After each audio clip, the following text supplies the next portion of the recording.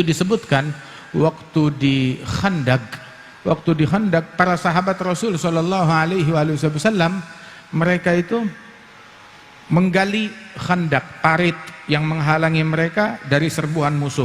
Itu parit panjangnya lebih kurang sekitar 2,5 kilometer dan lebarnya itu sangat panjang, sangat lebar, nggak bisa diloncati oleh kuda dan dalam, sehingga mereka melakukan penggalian tersebut dan diatur oleh Rasulullah galinya dari sini ke sini, digaris oleh Nabi besar Muhammad sallallahu alaihi wasallam. Dan para sahabat mulailah mereka kerja bakti menggali parit tersebut, menggali lubang sebagai barikade mereka dari musuh, digali lubang tersebut. Sampai akhirnya mereka sampai ke sebuah gundukan batu yang solid, yang mana dipacul dengan pacul mereka, paculnya hancur, paculnya patah, nggak mempan. Kemudian terjadi perbedaan pendapat antara sahabat. Kita bergeser sedikit, setengah meter atau 1 meter, menghindari batu besar tersebut yang kagak mempan dipacul oleh paculnya kita, oleh besinya kita. Sahabat yang lain nggak bisa. Rasul udah menggaris di sini, nggak bergeser 1 senti pun juga. Akhirnya mereka bingung, tapi kita nggak bisa memaculnya. Mereka kembali kepada marja'. Kalau bingung, balik kepada marja'iyahnya, balik kepada rujukannya. Yang rugi, yang kesian orang yang nggak punya marja'iyah. Yang rugi, yang kesian orang yang nggak punya rujukan. Ya gul para ulama min a'immat ahlil bait, Sayyidina Ja'far Shadiq, Sayyidina Muhammad al-Baqir, hatta Imam Ali Zainal Abidin, mereka mengatakan dalla man laisa lahu syaikh yurshiduh, tersesat orang yang tidak punya guru rujukan untuk memberikan dia bimbingan. Sahabat ketika bingung, mereka nggak mau bergeser 1 pun juga, nggak bisa. Ya udah kita balik kepada Nabi Muhammad, tanya. Nabi udah memberikan garis, memberikan arahan, kita udah kapok, nggak mau menyimpang sesenti pun dari arahan ya Rasulullah. Datang balik kepada Rasulullah. Saat Rasulullah mendengar kesungguhan mereka di dalam meminta pendapat dan rujukan, Nabi Muhammad SAW segera bangkit dari majelisnya, dari tendanya, bangkit, bilang, sini saya yang turun tangan. Nabi turun ke Khandaq. Kemudian ketika turun ke Khandaq, di hadapan batu besar tersebut, maka Rasulullah mengambil pacul yang ada, kemudian Rasulullah bertakbir Allahu Akbar, memukul pukulan pertama.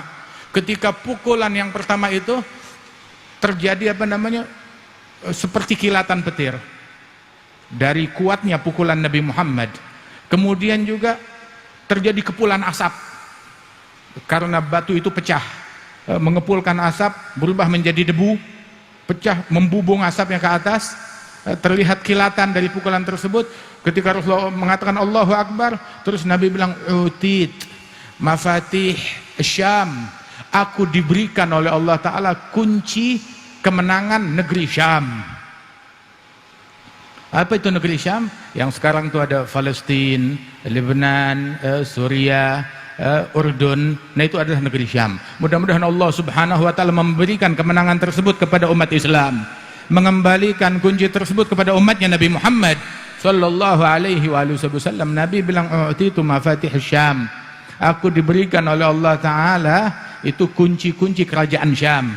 Terus Nabi bilang, dan aku dari tempatku ini melihat istana-istana merah mereka dari tempat ini yang akan menjadi milik kami.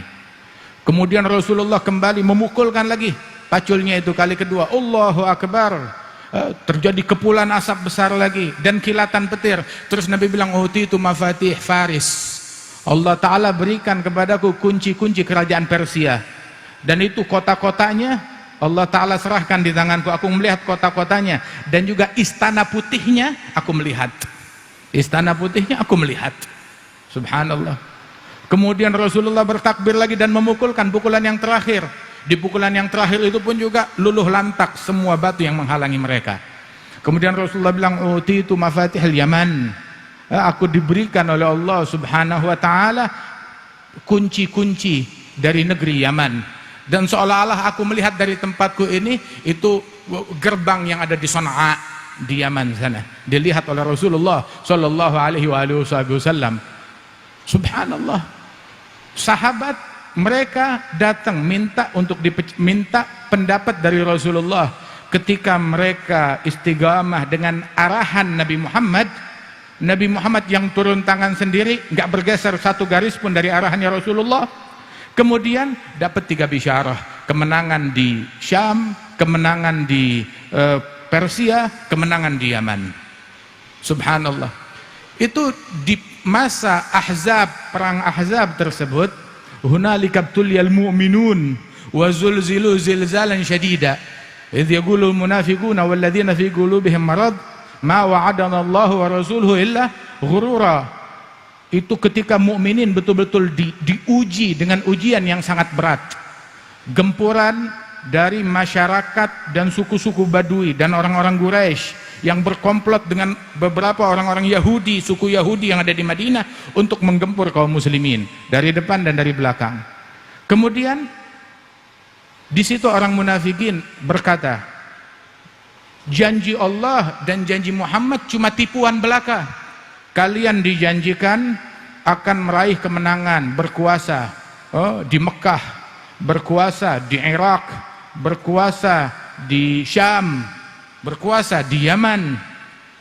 Akan tetapi sekarang kita mau pergi ke kakus, mau buang air aja di belakang rumah, kita nggak bisa, kita ketakutan, nggak aman dari teror. Akan tetapi apa yang dijanjikan oleh Allah Subhanahu wa Ta'ala terjadi, yang dijanjikan oleh Rasulnya terjadi. Janji-janji yang diungkapkan oleh orang-orang kufar, oleh musuh-musuh Islam di barat dan di timur, janji mereka adalah palsu. Janji Allah dan Rasulnya hak. Sehingga sampai sekarang kalau kita takbir gitu, disebutkan di dalam takbir tersebut bahwasanya la ilaha illallah la na'budu illa iyyah mukhlishina lahuddin walau karihal kafirun, la ilaha illallah wahdah sadaqah wa'adah wa nasara abdah wa azza jundahu wa hazamal ahzaba wahdah. Allah yang menggempur itu pasukan Ahzab sendirian, hingga dikirim oleh Allah Ta'ala angin yang dingin memporak-porandakan barang-barang mereka, tenda mereka, membuat kendaraan mereka kocar-kacir lari, sehingga akhirnya itu pemimpin Quraisy bilang, yang mau tinggal di sini silahkan, saya mau pulang ke rumah saya, nggak kuat, kabur sendiri. Allah Ta'ala yang mengusir mereka. Jallallah